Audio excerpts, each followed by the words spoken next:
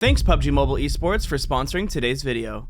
So PUBG Mobile just hosted their first ever esports event for Metro Royale, the Metro Royale Clash. They had Southeast Asian teams versus Central Asian teams. As PUBG Mobile announced recently, the esports for Metro Royale globally is going to start in 2025, and this was their first test to see exactly how it would work out. And the team that won the Metro Royale Clash is a powerful team named Brute Force. So in today's video, we're going to go over their winning strategy and exactly how they dominated. But first, let me introduce all the squads that were involved, and then we can go over the kit that everyone was given to use throughout the tournament. So there were 6 teams in total. We had 3 for Southeast Asia and 3 for Central Asia. For Southeast Asia, we had Nanying, Sim9, and Voin Esports. And for Central Asia, they had Boars Gaming, Brute Force, and Goat Bapesh. And while all these teams were pretty strong in their own way, Brute Force absolutely dominated the competition. Each one of these teams started out with 2 med kits, 2 first aids, 1 adrenaline syringe, 10 bandages, 3 painkillers, 2 energy drinks. They were given 600 rounds of 7.62mm bullets, which were corroded. They were given an AK-47 refined with attachments, an MK-14 refined with attachments, a full set of level 6 armor, 2 grenades, 2 smokes, and 2 Molotovs. And I'm unsure what the vest attachments were, but I definitely know none of them had lead line materials. If a team wanted to get a lead line material in their vest, they had to be the first person to a shop to buy one. So the fights out in radiation were a little bit hairy because teams had to stick around the exits in case they got radiation sickness. And it's also important to talk about exactly how Metro Royale esports matches are scored. Each team was scored by a combination of loot value and player elimination points. Each elimination was 300,000 points. So for example, if a team extracted with 3 million loot and got 1 elimination, that comes out to 3.3 million points on the leaderboard. And the team with the most points at the end of the tournament is declared the winner. And for the Metro Royale Clash specifically, the total prize pool was $50,000, with $10,000 alone going to the champion team. And the team that won each individual match got an additional $4,000. Any team that placed 2nd through 6th got $500, and at the end, the player with the most eliminations got an additional $1,000. So for their first ever esports event, this was a massive prize pool, and they played a total of 6 matches, with match 1 being on Old Blockade Zone Advanced, match 2 being on Misty Port Advanced, match 3 and 4 on Arctic Base Advanced, and then match 5 and 6 being on Zombie Uprising. So now that you have all that information, let's go ahead and hop into match 1 and talk about exactly how Brute Force's strategy compared to the weaknesses of other teams. Match 1 was kind of a rough one for Brute Force as they spawned at the crash site, which is one of the furthest away from either shop on Old Blockade Zone, and this puts them in a tough situation as they needed to get to a shop to buy a lead liner if they wanted a chance at getting out to radiation safely. And unfortunately for Brute Force, Sim9 actually spawned at Riverside, which is the closest to both tunnels to radiation and a shop that gives them a lead liner. So Alex from Sim9 grabbed the lead liner from the shop and made his way out to radiation while the rest of his team stayed back to guard the tunnels, which is where ultimately Brute Force ran into a bit of trouble. After a short battle with Sim9, they got taken out of the match and ended up finishing match 1 with 0 points. But luckily for Brute Force, Old Blockade Zone probably has the least loot out of all of these maps, so if they were gonna fail on any map, Old Blockade Zone was definitely the one. Luckily for Brute Force in match 2, they got a much better spawn at the sheep shed, which gave them the chance to make it over to school safely to start looting and getting some loot in their possession this time. In an extreme strike of luck, Teacher actually found a gold pile from the school, as well as they eliminated the boss and got a full set of level 6, and they walked away from there with almost 1 million loot just from one location. For a good portion of the match, they end up taking their time playing it safely by looting smaller unnamed areas and compounds to stuff their bags with loot while the rest of the lobby fights. And this is such a great strategy that even you can utilize in your own gameplay to get a lot of loot without having to risk losing it to another team. Once the lobby was about halfway cleared out, Brute Force decided to take their chance at getting some elimination points from Nanying at the power plant, but ultimately backed off to not risk their loot by staying in one location for so long when making a ton of noise. This is a good strategy for them so they didn't chance having a third party hearing them and coming to wreck the party. And another thing that I want to point out is that throughout this whole match, they stick close to each other, which will increase their chances of survival in case they had to take a fight. And while they didn't get any elimination points for match 2, they did end up extracting with almost 2 million points and finally putting themselves on the leaderboard. And this match honestly started their momentum to greatness, as nothing makes a team stronger than camaraderie and keeping a positive and good vibe. Yay, we did it guys, we got out with loot. Match 3 was on Arctic Base, and Brute Force started out by utilizing the same strategy that they used on Misty Port. They spawned by Hamlet and made their way down to Arsenal, where they took out the mini boss and looted every single box. Despite it not being a high tier loot area, they ended up finding over 500,000 Metro Cash worth of loot. And in the time it took them to loot Arsenal, a few teams got taken out, which gave them a decently cleared path to walk up the frozen river and go straight into the front door of radiation. When you're playing Arctic Base, the front door is probably the safest entrance, as you won't have to deal with multiple teams down in the tight corridors of the tunnel system. Upon entering radiation, they were lucky enough to run into a member of Voin Esports that was separated far away from their team. They took him out and got a ton of loot right from the get-go here. Nothing better than letting the enemy loot for you. They took their time looting up radiation, but had to make sure they paid attention to the radiation sickness so they could temporarily leave the zone and reset it without dying. And this is where Brute Force absolutely got looted and lucky enough to find multiple gold piles plus a black door password letter. They opened up the black door and found a massive stash of red loot. They decided it was time to leave, so Formula ended up splitting off and had to fight his way through the boss compound exit, where he ended up picking up some elimination points on Voint Esports, while the other 3 members went out the other way, taking out the last member of Voint Esports, making sure they got all of the loot this team collected. They all 4 made their way to extract safely and secured themselves 8.1 million points on this match. This shot them up to number 1 on the leaderboard with an 800,000 gap between second place and the overall standings. So after 3 matches so far, it looks like their winning strategy is kind of just play it safe at the beginning of the match, get whatever loot they can safely, and then pick up the scraps from the rest of the lobby. And always sticking together as a team is really working out for them. In the first Arctic base match, they were able to take away all of the radiation loot from Voint Esports and absolutely just skyrocket ahead on the leaderboard. In match 4, Brute Force spawned at the recon center and got straight into the nearest tunnel entrance to make their way out to radiation zone. With an 800,000 lead on second place, they took their time utilizing a strategy where you only focus on looting one side of the radiation and not getting involved in any of the skirmishes you hear going on the other side. They looted up the boss compound, the launch pad, and the dorms without having to worry about fighting because all the other teams were fighting on the other side near the warehouse. This is what I call the get in and get out strategy, and they made their way to extract with over 4 million loot, which not only held their place on the leaderboard, but made their lead even bigger at a 3.9 mil lead on second place now. It seems like right now the winning strategy in Metro Royale Esports is just to play it safe, get the loot, and get out as fast as possible. While taking fights does get you points as well, a couple of gold bars can be way more valuable than taking out an entire squad. And with so much loot being an Arctic base, it's a no-brainer to just grab the loot and get out while everybody else fights each other. The last 2 matches of the tournament are on Zombie Uprising, so the potential for loot has gone back down a bit, and unfortunately for Brute Force, they spawned on the western shore. This spawn makes it really hard to make it out to the radiation zone without taking a few fights, so instead they looted all the way down the shoreline until they got to the power plant where they took out a few bosses. This was a great strategy because instead of risking getting taken out early in the match, they chose to take advantage of their 4 mil lead and just get any loot they could in less looted places that had a lower chance of having enemies to deal with. And if you stick together as a team like they did, you can take a compound and get all of the loot out of it pretty quickly and move on. So they actually ended up covering a lot of ground here. They ended up leaving this match with a little over 2 million loot and held down the number 1 spot on the leaderboard by just 1.5 million points. So in this final Zombie Uprising match, if they can just get lucky and get a decent spawn that gets them out to radiation, they could actually have a chance of winning this. In the final match, Brute Force spawned at the sheep shed again, giving them the perfect route straight to the school where they got a ton of loot. They then made their way to the Mason, which also has a lot of loot boxes to open up, and since most of the other teams were still fighting down in the harbor, it made a perfect window for them to stuff their pockets. The strategy that Brute Force used the entire tournament has really paid off. They have played it safe, looted places they clearly knew would be player free, and stuck together as a team. On their way to extract, they even got an elimination on a member of Voint Esports, getting themselves another 300,000 points, and whatever loot the enemy had, plus taking Voint out of their way, which was the team in second place. They ended up extracting from the final match with 2.6 million loot and winning the tournament overall. Brute Force was so consistent throughout this entire competition, using a strategy where they played it safe and let all the other teams fight while they collect all the loot they could without taking any risks. They ended up winning with this strategy by over an 800,000 point lead on second place. And as you can see, they barely had any eliminations. I'm really looking forward to seeing what other strategies come out of future Metro Royale Esports, where I will most definitely be making content for. So if you want to see that, make sure you hit the subscribe button and like this video. And also comment down below what you thought of this event. So use the link down below to download PUBG Mobile and get inside of Metro Royale and try to use Brute Force's strategy to get yourself super rich. Thanks again to PUBG Mobile for sponsoring today's video, and I'll see you guys in the next one.